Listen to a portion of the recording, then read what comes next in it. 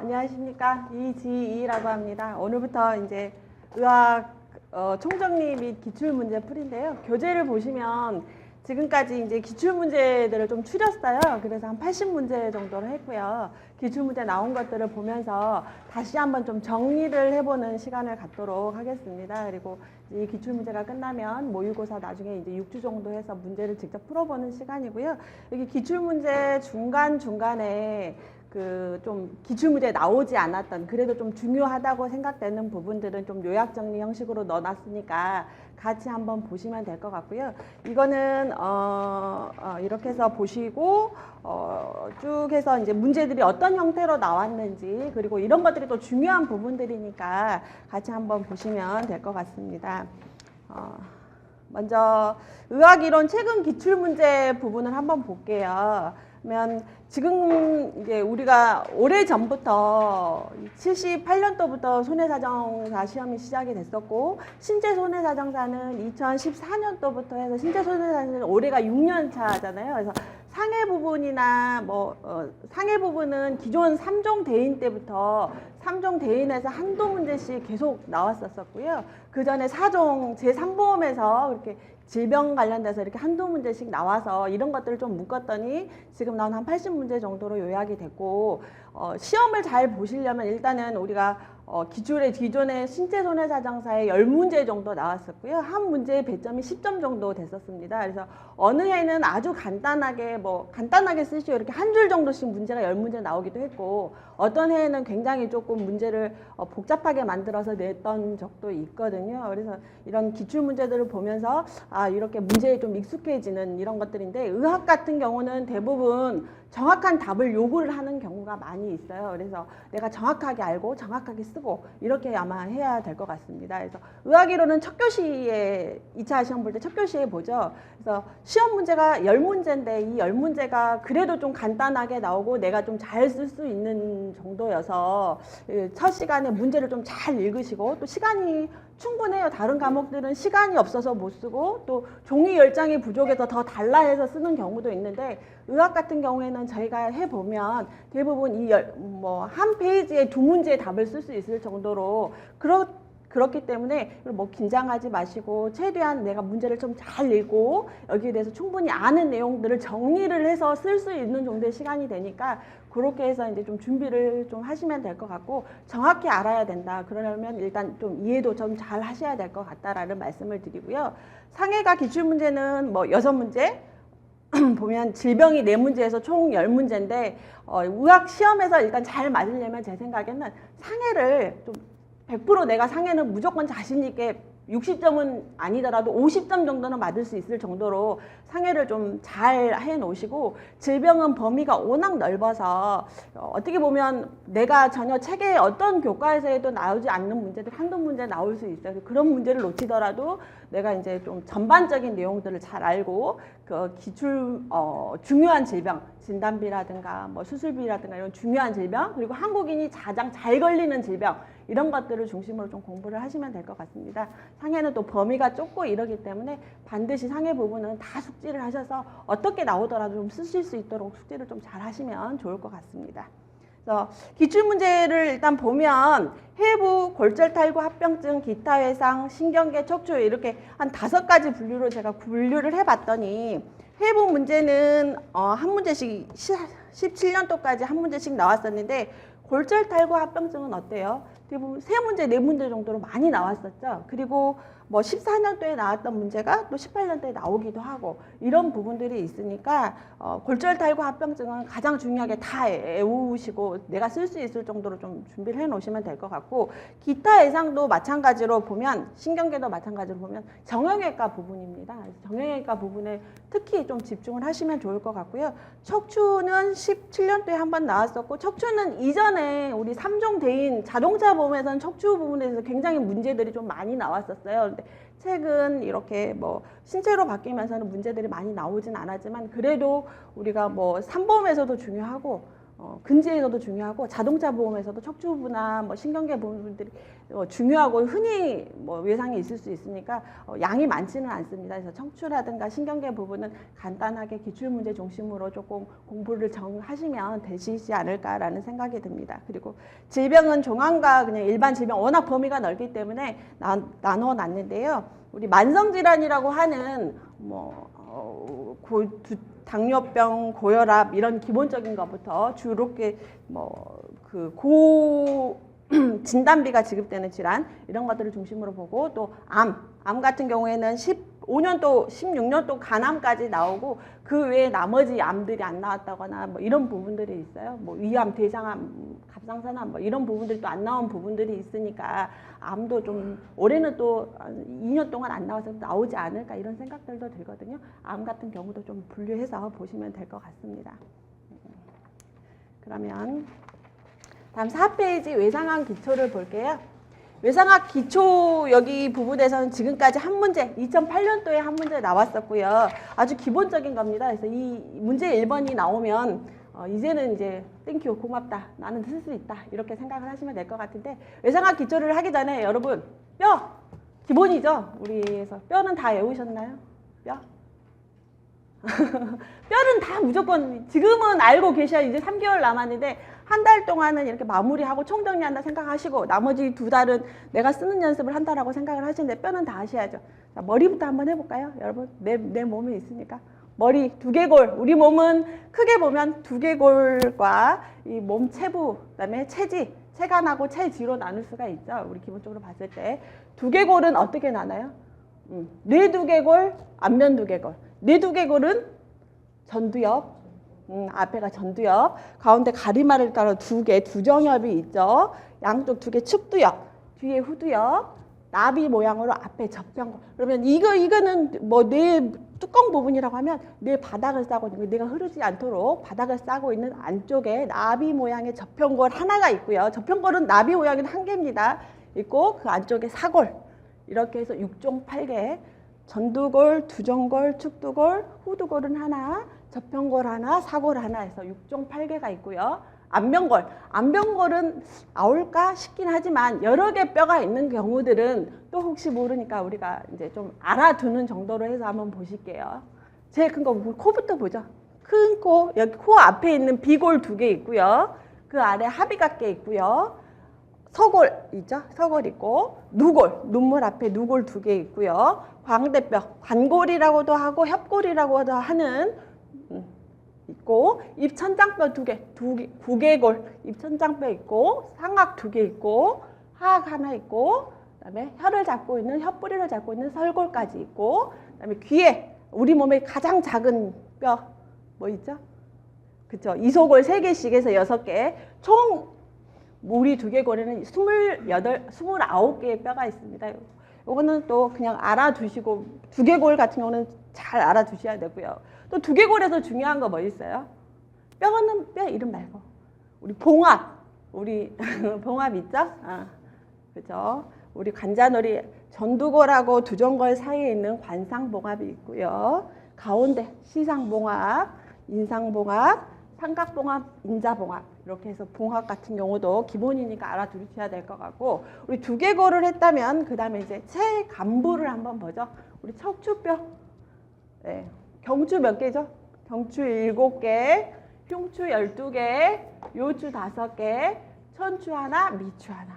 이 천추, 미추는 골반골 속에도 들어갈 수도 있고 그렇게 분류를 할 수도 있고 척추골로 분류를 할 수도 있습니다. 그래서 척추골을 쓰시오라고 하면 미추까지 쓰시고 또 골반골을 쓰시오 하면 골반골 할 때도 천추와 미추는 골반골로도 쓸 수가 있으니까 그 분류는 그렇게 할 수도 있다는 걸 알아두시면 될 것 같고요. 그다음에 우리 앞에 흉골 하나 있죠. 늑골 좌우 12개씩 해서 24개 흉골 하나 해서 체간부의 여기 흉곽 부분은 몇 개죠? 25개. 흉골 하나, 좌우 12개. 그래서 척추 우리 그 흉골은 늑골 같은 경우에는 흉추에 붙어서 뒤로 가서 우리 흉골에 붙어서 흉추가 12개인 게 늑골이 12개가 붙어서 앞으로 와서 우리 흉골에 붙는 거죠. 그래서 이 부분 생각하시면 될 것 같고요. 상지대 부분 쇄골 하나 있고요.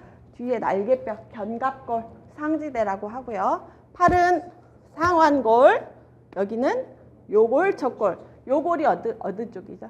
요골. 엄지손가락 쪽이죠. 요골, 척골. 그래서 척골은 뒤에 이 상완골 뒤쪽에 붙어서 위쪽이 넓어서 쭉 내려가고, 이쪽에서 요골 같은 건 바깥쪽, 우리 외측에 있는데 아래쪽으로 넓어지면서. 척골은 우리 요렇게 싸고 있어서 척골 주두 부분이 상완골을 싸고 있다. 이렇게 보시면 될 것 같고요. 손목에 수근골 있죠? 수근골은 8개. 자, 가까운 쪽부터, 엄지 쪽 가까운 쪽부터 근위부부터 하면 주월, 삼두, 대소, 유유. 요 부분은 뭐 여러 번 나왔던 우리 모여있던 수근골이니까 그거 반드시 알아두시면 될 것 같고, 가운데 중수골, 그다음에 수지골, 엄지는 근위지골, 원위지골, 나머지 4개는 근위지골, 중위지골, 원위지골, 이렇게 해서 송탕지가 있습니다. 요거는 다 아시는 것 같은데 혹시 지금도 헷갈리신다 그러면 날마다 내 손가락 보면서 외우시면 되실 것 같아요. 하지 이제 골반 볼게요. 골반은 양쪽에 크게 관골하고 천추 밑으로 나누는데, 관골은 어떻게 나눠 있죠? 주머니 손 놓으면 이쪽에 있는 장골, 네, 장골, 앉을 때 뒤쪽에 있는 좌골, 앞쪽에 치골, 이렇게 해서 장골, 좌골, 치골이 관골. 그래서 양쪽 골반을 이렇게 아시죠? 있고 청골까지 해서, 청골 미골까지 해서 골반. 하지는 상지하고 똑같은 모양입니다. 그래서 하지 큰 대퇴골 하나 있고요. 경골, 비골이 있죠. 아래쪽에는. 그 다음에 그 앞에 무릎 앞쪽에는 슬개골. 그다음에 다리 쪽에 경골, 비골이 있는데 바깥쪽 뼈가 무슨 뼈? 비골이죠. 얇은 뼈가 비골이고요. 경골은 큰 뼈, 경골이고요. 발목에는, 손목에는 8개. 발목 족근골 몇 개 있죠? 7개입니다. 그래서 개수는 상지하고 하지가 똑같은데 하지에는 이 슬개골이 여기에 하나 붙어 있고, 그렇기 때문에 발목에는 7개가 있죠. 뒤쪽부터 종골, 거골, 주상골, 입방골, 내측석상골, 외측석상골, 중간설사고 해서 종거, 주, 입설 이렇게 해서 외우시면 될 것. 종거, 주, 입설. 발가락 뼈도 외우시면 될 것 같고, 가운데 이제 우리 발바닥을 칠 때 손가락 똑같죠? 중족골, 가운데 있는 중족골, 그 다음에 족지골, 이렇게 해서 우리 뼈에는 총 206개의 뼈가 있습니다. 이제는 다 외우시는 것 같으니까 이 부분은 기본으로 해서 이제 좀 알아두시면 외우셔야 합니다.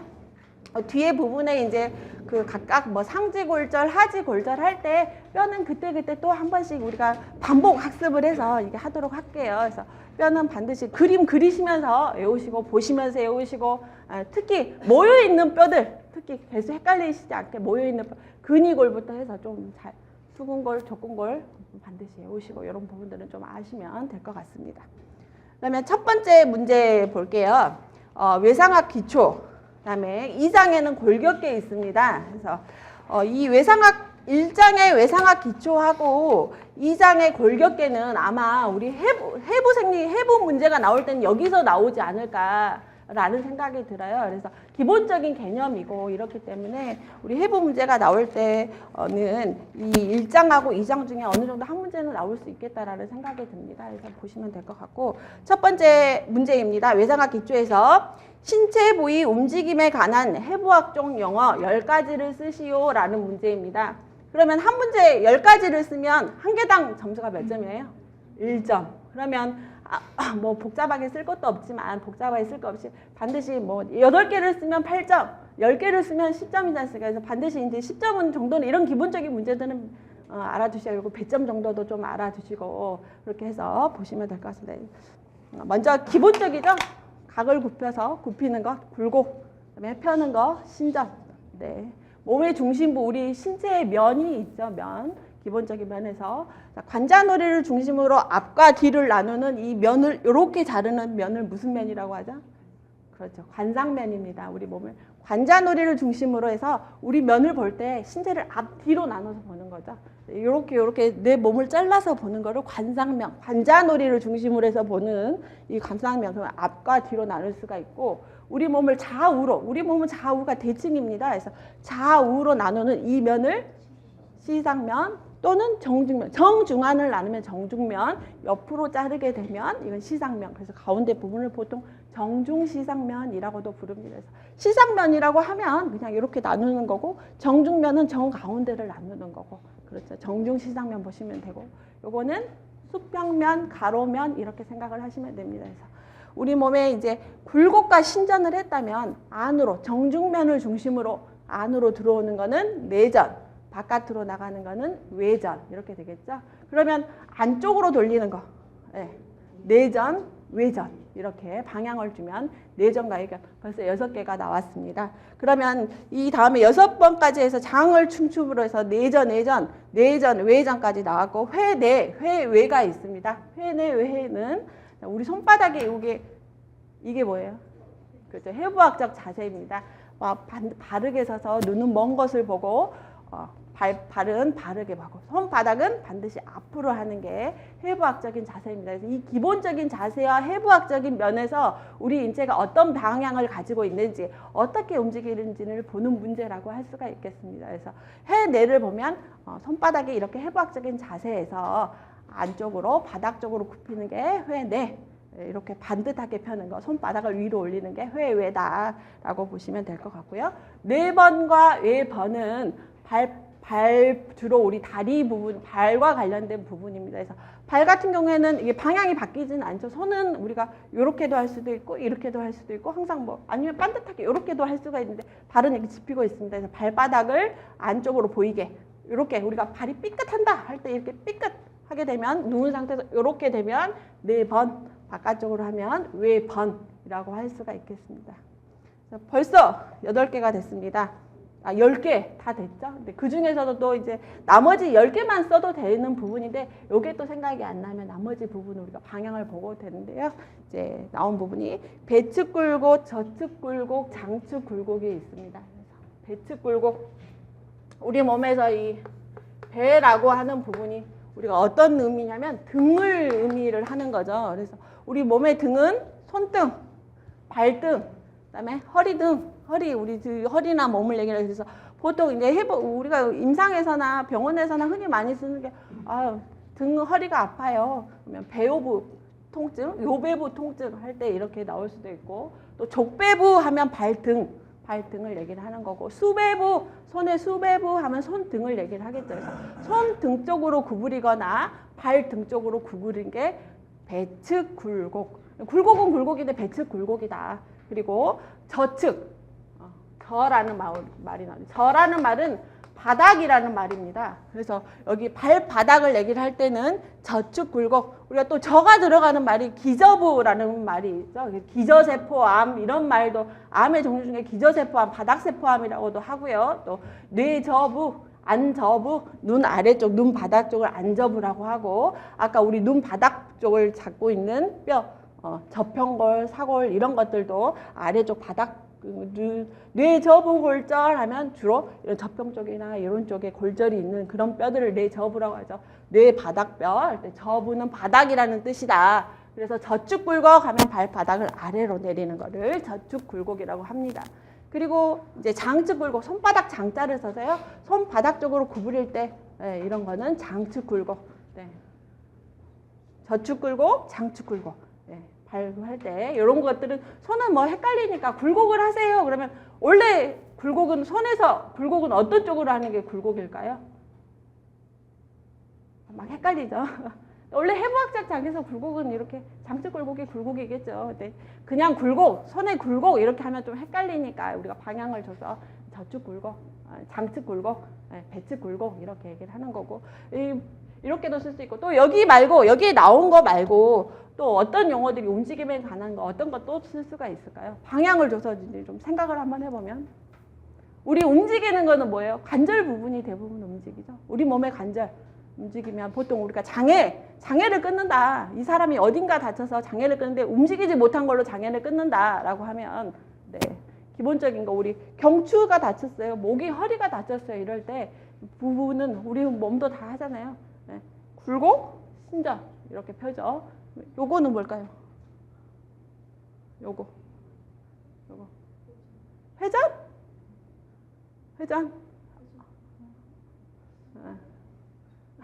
아, 이거는 회전이죠. 근데 어떤 회전? 어떤 회전? 좌회전, 왼쪽. 좌회전, 우회전. 이거는 좌골, 우골.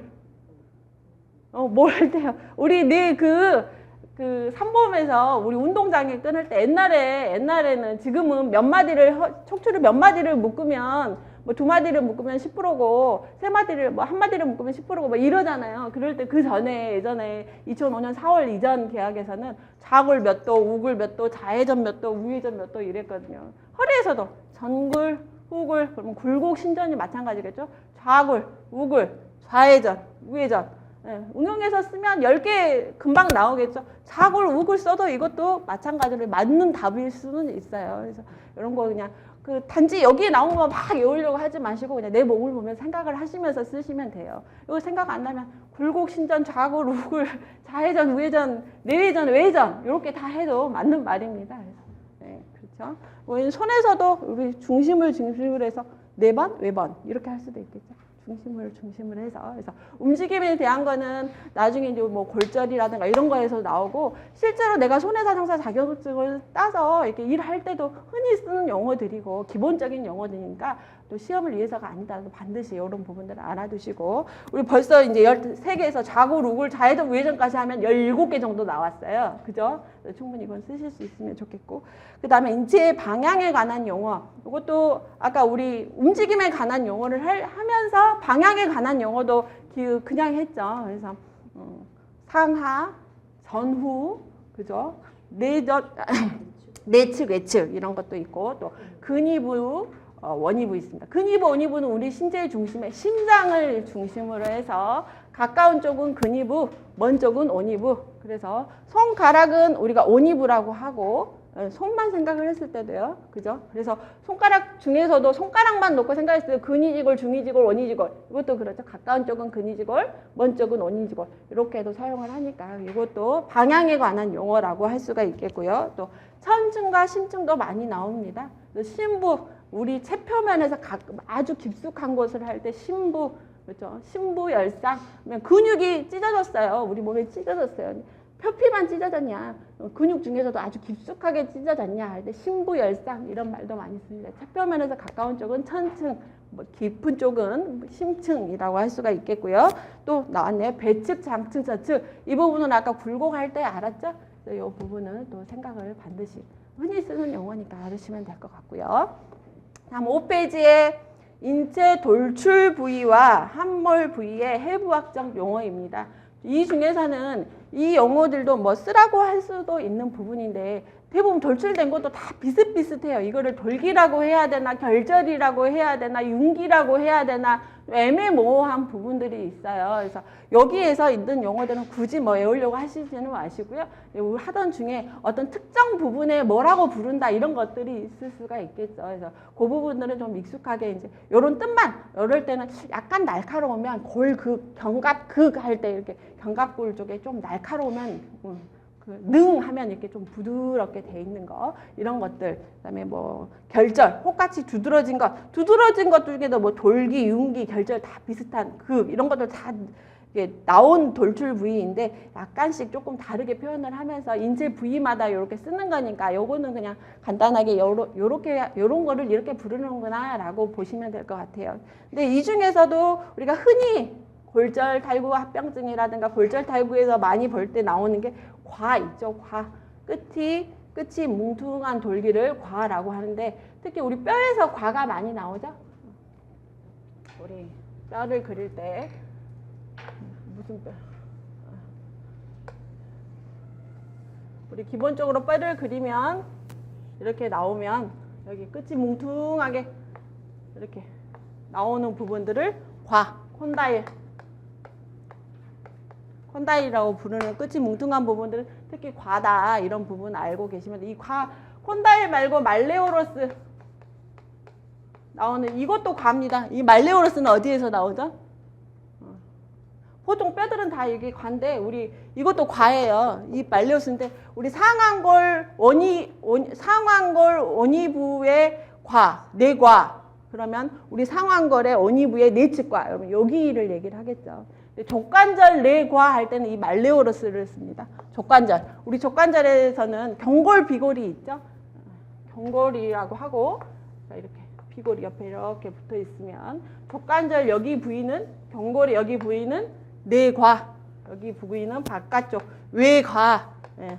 비골의 바깥쪽 외과라고 여기에서는 족관절 부위에서는 말레오로스의 과를 씁니다. 그래서 여긴 경골의 내과는 아니고 여기 비골의 바깥쪽은 말레오로스 과. 과는 과인데 이렇게 좀 구분해서 쓴다. 그래서 뭐 어떤 우리가 판독지를 읽을 때 내과 그래서 우리 복숭아뼈를 얘기를 할 때 이렇게 말레오로스라는 표현인데 이것도 과는 과다. 그리고 이제 뭉퉁하게 나온 거다. 이렇게 콘다일과 이 말레오로스를 조금 구분해서 알고 계시면 될 것 같고요. 그다음에 그 밑에 이제 전자부 있습니다. 전자부는 특징적으로 대퇴부에서만 쓰는 부분이죠. 그래서 해박도 대퇴부에서 대퇴골을 볼 때 이렇게 보시면 약간 튀어나와서 이렇게 이게 대퇴골 그러면 대퇴골의 요 부위는 뭐라고 해요? 대퇴골 머리 두자에서 두부 그리고 여기 부위는 경부 목처럼 이렇게 약간 짤록한 부분 여기도 약간 짤록하니까 여기도 경부라고 할 수도 있어요. 여기도 경부, 그다음에 이렇게 크게 튀어나온 돌기, 대퇴골에서 튀어나온 돌기를 전자라고 합니다. 전자. 여기는 큰 전자, 대전자, 아래쪽이 조그만 전자, 소전자. 여기는 뭐예요? 여기. 네? 그죠? 과죠, 과. 아까 말한 콘다일 과. 그럼 여기는 무슨 과? 내과, 외과예요? 외과? 내과. 머리가 여기 있으니까 우리 골반이 여기 안쪽에 있으니까 여기 두부를 보고 어디가 과인지를 보시면 돼요. 네, 두부. 네, 그죠? 그러면 여기가 내과, 여기는 외과. 네, 이렇게 보시면 될 것 같습니다. 그다음에 유두라는 말이 많이 나오는데 유두는 젖꼭지 모양의 돌기에서 유두라는 부분도 흔히들 많이 사용을 합니다. 그래서 뭐 암에서도 유두상암, 갑상선 유두암 이런 거 하면 유두처럼 약간 조금 튀어나와 있는 부분을 유두라는 용어로 많이 쓴다라고 보시면 될 것 같고요. 함몰 부위에 관한 용어에서는 특히 와라는 부분을 좀 보시고 안와 약간 들어간 거 슬와 하면 슬관절 뒷부분 우리 오목 여기 있죠? 여기 들어간 부분 슬와부라고 하면 여기 뒷부분 안와부 그러면 눈에서 좀 아래 들어가는 부분 이런 부분으로 보시면 될 것 같고 공, 관, 동, 강 이런 것들도 흔히들 쓰는 용어입니다. 그래서 그 뜻이 동은 뭐 면에 뚫린 구멍 우리 동, 관은 길게 관처럼 그냥 관 이런 부분 긴 거 윤곽이 명확한 병을 가진 통로 병과 같은 통로를 얘기를 하고요. 동은 굴과 같은 기관의 넓은 빈자리 그래서 상악동 뭐 이런 말들 많이 쓰죠. 그리고 강 체내에 있는 넓은 공간 그래서 강 안에는 우리 인체의 장기가 들어있다라고 보시면 됐습니다. 흔한 강으로는 무슨 강이 있어요? 두개강 머리 안에 뇌가 있고요. 두개강 그다음에 또 흉강 우리 흉골, 흉추 안에 늑골 있고 그 안에 공간을 마련해서 우리 심장, 폐 같은 거를 보호하는 흉강 그리고 또 골반, 복강도 있어요. 복강은 뭐 뼈로 이렇게 되지 않은 넓은 공간이어서 우리 뭐 소장, 대장 이렇게 있는 장을 하는 복강, 골반강, 골반강 안에는 우리 생식기라든가 뭐 이런 요 비뇨기계에 관련된 그런 것들이 있죠. 그런 게 있다라는 부분들을 한번 보시면 될 것 같습니다. 기본적으로 이제 이런 기본적인 용어들은 다 반드시 이 숙지를 하시는 것이 좋을 것 같습니다. 보시면 될 것 같고요. 다음은 이제 골격계입니다. 골격계에서는 지금까지 이제 아까 제가 해부학적인 문제가 주로 나올 거다라고 생각을 했고요. 여기서는 할막관절에 대한 부분들이 2015년도에 나왔습니다. 그리고 이제 나머지 부분들은 아직은 뭐 문제가 나온 부분은 아닌데 한번 보시면 될 것 같습니다. 첫 번째로 이제 고래 구조 및 기능입니다. 이거는 우리가 총정리한다는 생각으로 해서 이거는 의미라든가 이런 것들을 알아두시면 될 것 같아요. 먼저 우리 뼈는 괜히 지웠네요. 다시 그냥 한번 대퇴골을 그렸으니까 자 뼈에서 가장 바깥쪽을 싸고 있는 게 우리 뭐예요 이거? 이렇게 골막이죠. 골막. 이 골막은 어떤 것들이 주로 있어요? 골막에는 신경과 혈관이 있어서 우리가 탁 뼈를 때렸어. 아, 아파. 뼈가 아파. 이런 부분에 때 신경이 있어서 우리가 이런 것들을 느끼는 거. 그래서 골막이 있고 이 골막은 두께 성장. 공부를 많이 하셨어요. 두께로의 성장. 이 골막이 두꺼워지면서 뼈가 우리가 가로로도 커져야 되겠잖아요. 그래서 두께로의 성장을 하는 것이 이 골막이다. 그러면 우리 뼈가 자라날 때 우리 막내 성장을 한다라고 할 때 이 골막이 두꺼워지면서 뼈가 커지는 거를 막내 성장이라고 합니다. 그래서 이런 장골에서도 이렇게 골막에이라고 할 수 있고 우리 두개골 같은 거 이렇게 장골은 옆으로도 커지고 길이도 커지고 이렇게 하는데 성장판이 있잖아요. 기본적으로 봤을 때. 근데 우리 평평골 같은 경우에 뭐 두개골이라든가 골반골에 우리 장골 이런 것들은 평평골이라든가 척추골, 불규칙골인 척추골 이런 것들은 뭐 없으니까 이런 막내 성장을 통해서 뼈가 커지는 그런 것들을 골막이 두꺼워지는 거를 골막이 커지는 거를 이렇게 얘기를 할 수가 있겠고요. 또 이 안에는 골막 안에는 골질이 있죠. 골질. 이 골질은 해면골과 치밀골 골로 나눌 수가 있다. 해면골은 주로 이렇게 안쪽에서 이렇게 설기설기하게 이렇게 스펀지 모양으로 되어 있고 치밀골 같은 경우에는 단단한 무기질이 많이 함유되어 있는 바깥쪽에 되어 있는 우리 치밀하다 그래서 아주 석회화가 많이 되어 있는 칼슘이나 이런 것들이 많이 있는 치밀골로 나눌 수가 있고 그다음에 이 안에는 뭐가 있어요? 강. 골수강. 강은 강이 좋고 어떤 공간 뭔가를 싸고 있는 이 안에는 골수가 있습니다. 골수. 네. 골수가 하는 일은 조혈기능, 피를 만들어내는 우리 피를 만들어내는 게 이 뼈의 골수에서 피를 만들어내는데 아이들 때는 이게 다 적색 골수 빨간 우리 피가 빨강색이죠. 왜 빨강색이에요? 그렇죠. 헤모글로빈이 있어서 우리 혈색소가 있어서 빨강색인데 여기에서 골수에서 우리 피를 만들어내고 그래서 또 골수에서 피를 만들어내는 기능을 하고 적색 골수 아이들 때는 대부분 적색 골수였다가 어느 정도 자라면 황색 골수 색깔이 변해요. 왜 변할까요? 이때는 이게 피를 안 만들어내는 거죠. 처음에는 피를 만들어내서 빨강색이었다가 우리 아이 때는 어린 소아 때는 빨강색이었다가 우리가 성장을 하면서 다른 대부분의 뼈에서는 만들다가 나중에는 몇 가지 뼈만 빼놓고 지방 저장 우리 지방 노란색이죠. 지방 저장 장소로 바뀌면서 남아있는 부분은 뭐 척추라든가 골반이라든가 뭐 흉골이라든가 이런 것들만 빼놓고는 나머지는 이제 황색 골수로 변하면서 우리 장골에서는 대부분 다 이렇게 변하게 됩니다. 그러면서 지방 저장 장소로 바뀌게 되는 그런 형태를 띠게 되어 있습니다. 그래서 우리 그 골수 이식 할 때 피 이렇게 뺄 때 여기 골반 같은 데서 채취를 하고 뭐 이렇게 하는 거를 알 수가 있겠습니다. 이렇게 바뀌게 된다라고 되시면 될 것 같고요. 부분 보시면 될 것 같고 그다음에 이 장강골의 해부학적인 구조를 보면 아까 우리 위치에 따라서 근위부, 원위부 근위부는 어디? 이 골두 쪽은 어디예요?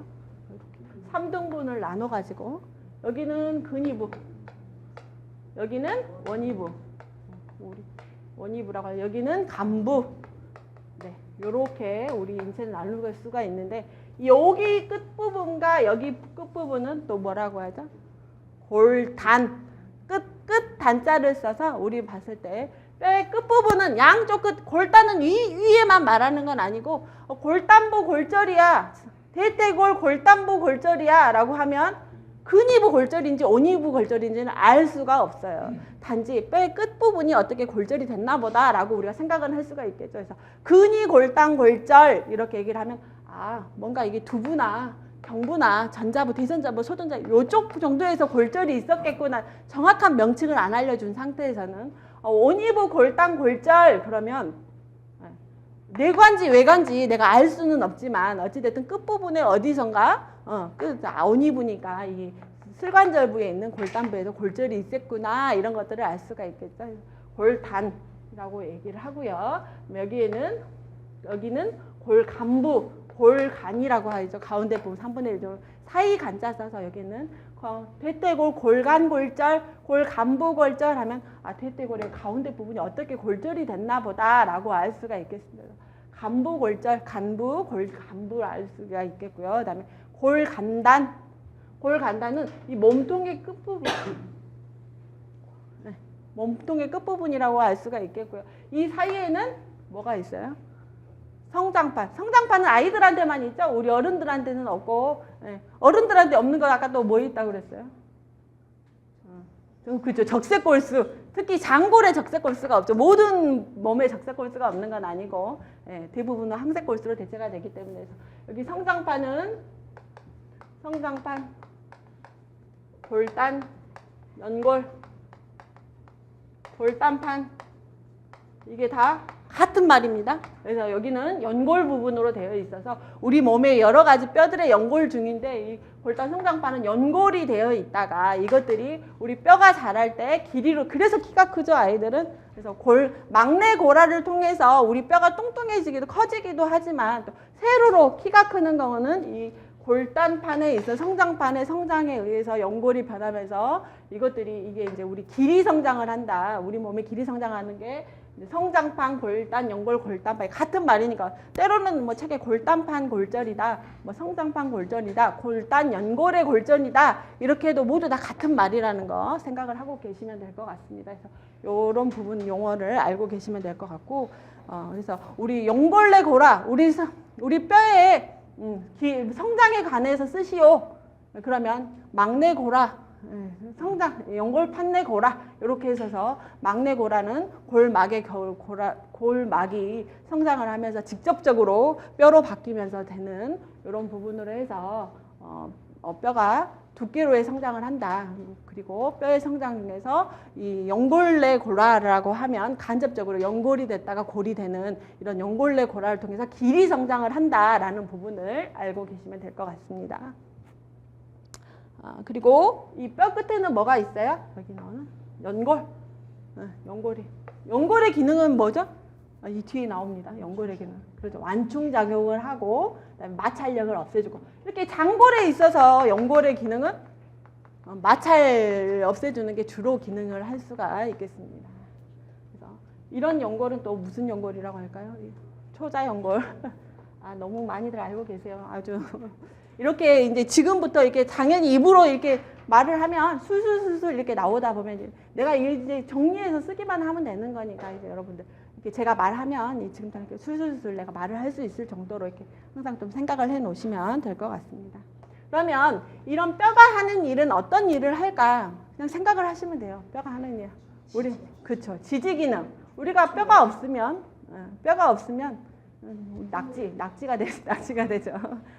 지지 기능, 우리 몸에 지탱을 해주는 지지 기능이 있다. 그리고 아까 말씀하신 조혈 기능, 피를 생성해주는 아주 중요한 기능. 이 피는 뭐 때문에 어떻게 해서 어떤 자극으로 만들어질까요? 어떤 자극으로? 이거는 조혈 작용에 의해서 당연히 만들어지죠. 어떤 호르몬, 어떤 거에 의해서 만들어지는데 혹시 생각이 나실까요? 우리 신장에서 에리스로프로에틴이라는 성분이 우리 피가 부족하게 되면 우리 피를 만들게 하는 조혈을 자극시키는 에리스로프로에틴이 나와서 이것들이 전달을 해주면 뼈에서 이제 만드는 거죠. 우리 몸이 피가 부족할 때. 이런 부분들은 이제 단지 뭐 이런 기본적인 요거만 생각하지 마시고 우리 예전에 우리 신장의 기능을 할 때 신장에서 어떤 호르몬이 나오더라. 신장에서 피를 걸러내는 이 신장에서 피가 부족하면 에리스로프로에틴이라는 성분이 나와서 우리 피를 만들어주게 하는 기능이 있다. 그래서 뼈에 자극을 해서 뼈에서 이 조혈 작용을 한다. 에리스로프로에틴 이런 것들도 기본적으로 좀 같이 연결을 해서 좀 생각을 하시면 될 것 같아요. 그리고 아까 지지 기능, 조혈 기능이 있었고 또 저장 기능. 우리 아까 치밀골, 해면골 했었죠. 이 치밀골에서는 단단하게 우리 뼈에 칼슘이라든가 인이라는 이런 무기질을 저장을 했던 이런 기능을 하고 있고 또 3가지 나왔습니다. 하나 또 뭐 있을까요? 또 저장 기능 했고 그렇죠. 운동 기능. 이거 아주 중요한 기능이죠. 우리 관절을 만들어서 뼈와 뼈가 만나는 걸 관절이라고 하고 이 관절에 의해서 우리는 경관절, 수관절, 왕관절 이런 것들을 관절에 의해서 우리 손이 움직일 수가 있고 이런 부분들이 있습니다. 마지막 하나 있습니다. 보호 기능. 아까 우리 뼈는 어떤 강을 만든다고 했죠. 그래서 강을 만들고 뼈가 강을 만들면서 공간을 만들면서 밖에 뼈가 있으면서 우리 중요한 장기. 머리에서는 두개골은 뇌를 보호하고 우리 흉강에서는 심장이라든가 폐라든가 이런 것들을 보호하고 골반에서는 중요한 우리 생식기라든가 비뇨기계를 보호하고 이렇게 해서 5가지 기능. 차분차분 생각하시면 이런 뼈의 기능을 쓰시오라는 문제가 나왔을 때 충분히 쓰실 수가 있습니다. 그래서 이런 것들이 어떤 것들이다, 어떤 역할들을 하더라 좀 이해를 하시면서 덧붙여서 이 5가지 기능과 이것들이 구체적으로 어떤 것들이다라는 건 간단하게 쓰실 수 있을 정도로 생각을 하시고 정리를 하시면 될 것 같습니다. 그다음에 이제 뼈가 나왔고 다음은 이제 연골이 나옵니다. 우리 아까 말씀하신 연골의 첫 번째 기능, 두 번째 기능이 있다고 했죠. 아까 완충작용. 그다음에 마찰력을 줄여주는 이런 역할을 합니다. 그래서 완충작용은 특히 우리가 우리 몸은 정말 지대한 중력과 우리의 무거운 머리에 많이 들어있는 이 무거운 머리야 온 몸에 우리 이런 살과 이런 것들을 다 중력에 의해 지지를 해주는 이런 것들이 있는데 이 연골이 없다면 또 우리 척추에서도 특히 이 완충작용을 하는 추간판은 우리 뛸 때 이럴 때 척추에 무리가 가지 않도록 이렇게 하는 역할들 하고 무릎의 반월연골판 이런 것들도 완충작용을 해서 우리의 이제 중력을 분산시켜주고 이런 역할들을 하게 되고요. 마찰력을 줄여주는 거는 우리가 움직일 수 있도록 하는 게 기본적으로 연골인데 연골의 종류 네. 초자연골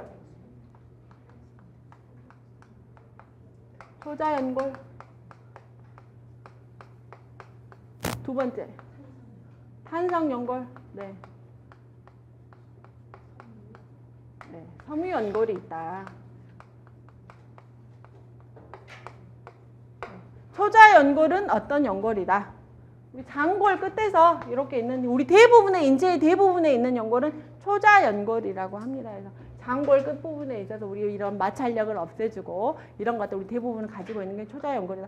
초자연골에 대해 쓰시오라고 하면 이런 부분들은 좀 기본적으로 좀 쓰실 수 있으면 될 것 같고요. 탄성연골은 탄력성이 있는 거 우리 귓볼 같은 경우 탄력성이 있는 경우를 섬유연골은 섬유질로 되어 있겠죠. 연골은 연골이나 약간 섬유 성질이 있는 것들. 그래서 추간판이라든가 우리 치골결합 같은 경우에는 섬유연골이라고 할 수가 있겠습니다.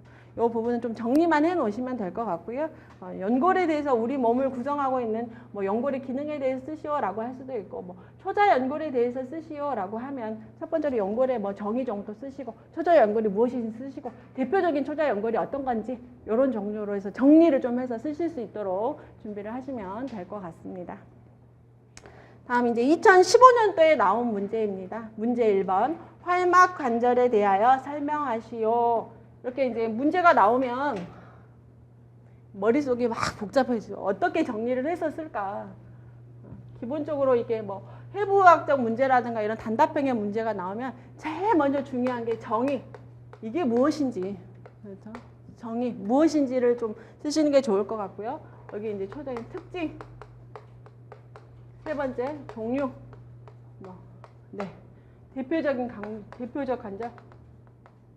이런 것들에 대해서 정리해서 좀 보기 좋게 쓰시면 될 것 같습니다. 그래서 활막 관절은 어떤 관절인지 우리 뼈 관절이니까 관절은 뼈와 뼈를 연결해 주는 게 관절이죠. 관절에 우리가 뼈와 뼈만 있으면 관절이 돼요? 관절은 관절이지. 그렇죠. 인대가 있어야죠. 뼈와 뼈를 연결해 주는 거는 인대. 네, 양쪽에 인대가 있어서 인대가 있고 뼈가 있고 인대가 있고 또 우리 몸에 우리 관절을 움직이려면 필요한 거 뼈하고 인대만 있으면 될까요? 네? 아니 이 지금 제가 말하는 거는 우리 할막 관절에 대해서 말씀을 드리는 건 아니고 우리가 관절 일반적으로 관절 제가 이 완관절이죠. 우리 경관절, 완관절, 수근관절, 손가락질 관절인데 제가 이 주관절을 움직일 때 뭐가 필요할까요? 그죠? 근육도 아까 말했던 우리 뼈 상완골하고 요골 척골이 있어야 되고 또 인대도 있어야 되고 그다음에 우리 움직일 수 있는 근육이 있어야죠. 근육이 움직이려면 근육은 뼈에 딱 붙어 있기 때문에 필요한 근건도 있어야 되고 그죠? 피부도 있어야 되고 그래서 연부 조직이라는 말이 나옵니다. 연부 조직.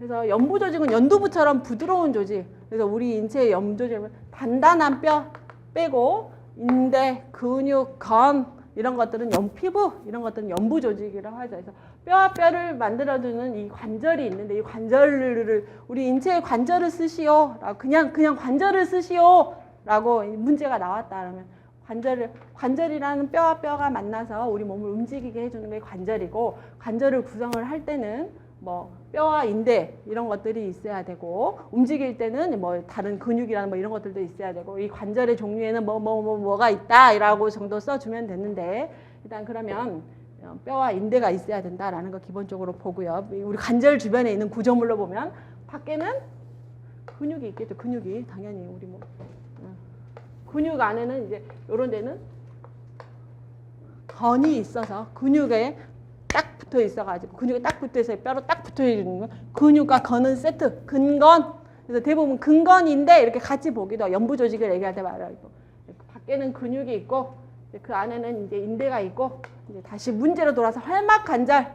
네, 라고 하면 활막 관절을 또 구성하는 거. 활막이니까 뭐 활막이 있어야 되겠죠. 활막 관절이니 활막이 있어야 돼요. 그죠? 활막 관절이니까. 그러면 활막 안에는 뭐가 있어요? 활액. 활이 있는 게 아니라 활액이 있습니다. 우리 액체가 있겠죠. 그래서 활액이 이렇게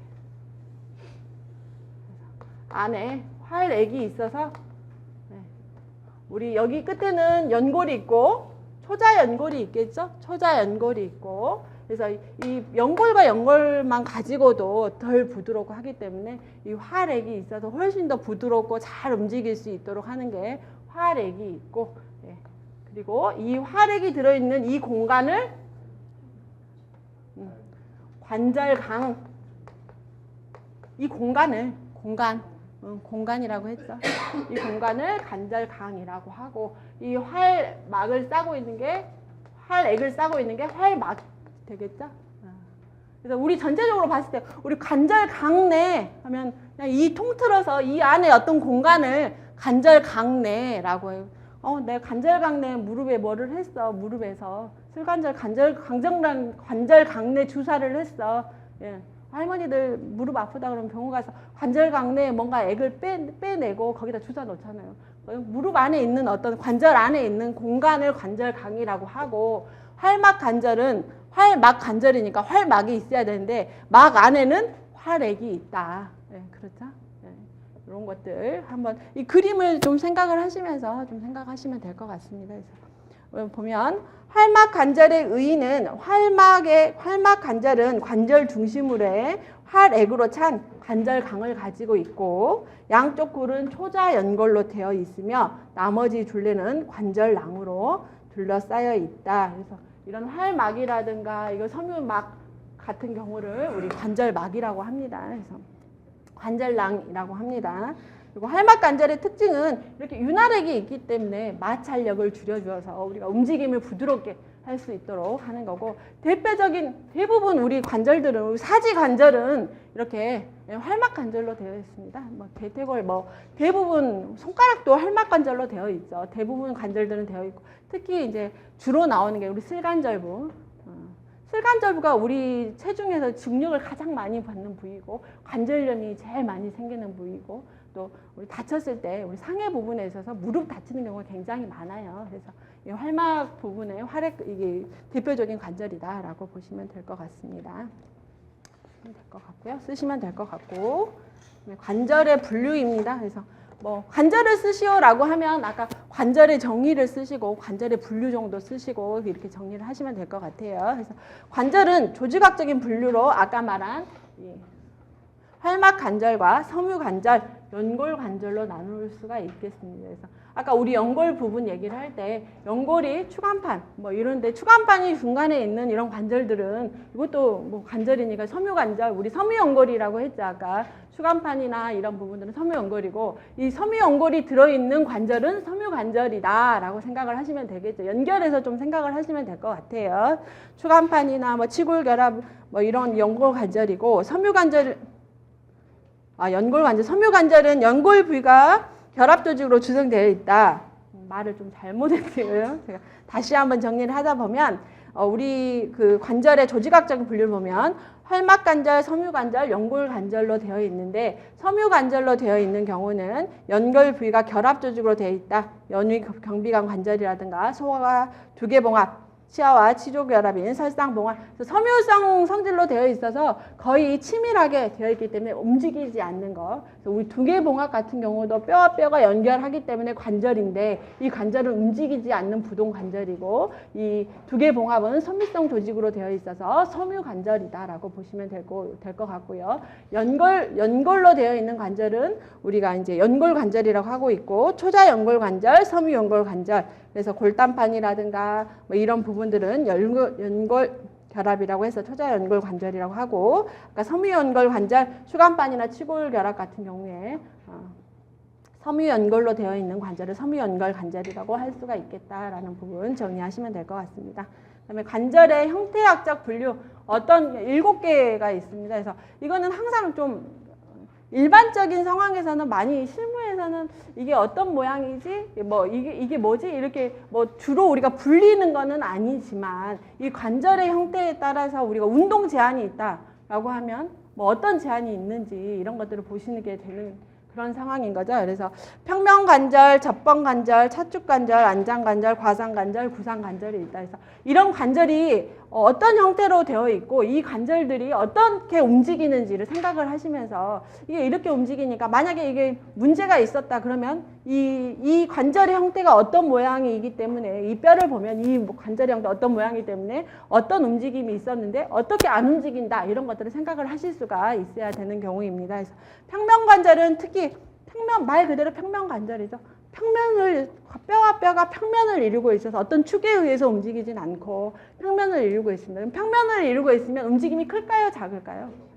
작죠, 당연히. 왜냐하면 뼈가 우리가 움직이려면 이렇게 움직이거나 뭐 이렇게 돌리거나 뭐 이렇게 해야 되는데 맞닿아 있기 때문에 일직선으로 되어 있기 때문에 이 관절이 이렇게 앞뒤로 이렇게 움직이지 않는 움직임이 쉽지는 않겠죠. 그렇지만 이게 완전히 안 움직이는 건 아니고 움직이는 거. 특히 중요한 건 우리 여러 개의 뼈가 모여 있는 수근관절, 족근관절 뭐 이런 경우가 평면관절이라고 할 수가 있겠고요. 두 번째로 접번관절, 경첩관절이라고 합니다. 우리 그 장롱의 경첩이죠. 문의 경첩. 네, 그래서 이거는 어떤 축을 가지고 굽혔다 폈다 할 수 있는 우리 굴곡과 신전 운동을 할 수 있는 게 접번관절이라고 할 수가 있겠습니다. 그래서 슬관절, 주관절, 뭐 수지관절, 굽혔다 폈다 하는 관절을 접번관절이다. 차축관절은 어떤 하나의 축이 있으면 이걸 돌라서 이렇게 한으로 축을 가지고 도는 관절이 차축관절이다. 특히 제일 그렇죠. 경추 1번과 2번. 그렇죠. 네.